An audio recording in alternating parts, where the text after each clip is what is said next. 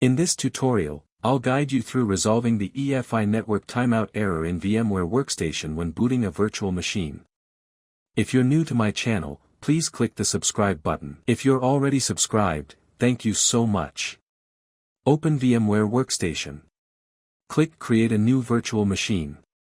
Select Typical and click Next. Choose, I will install the operating system later, then Next. Select your OS, then Next. Name your VM and choose an installation location, then Next.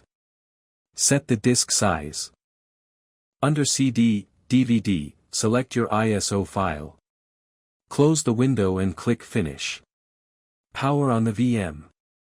You may see EFI Network Timeout.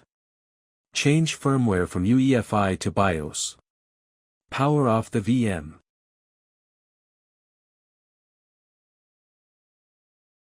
Go to VM Settings.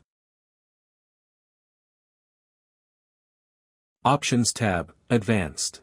Under Firmware Type, change from UEFI to BIOS.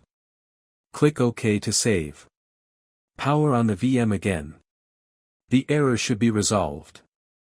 If this helped, please like, comment and share. Don't forget to subscribe for more tech tutorials.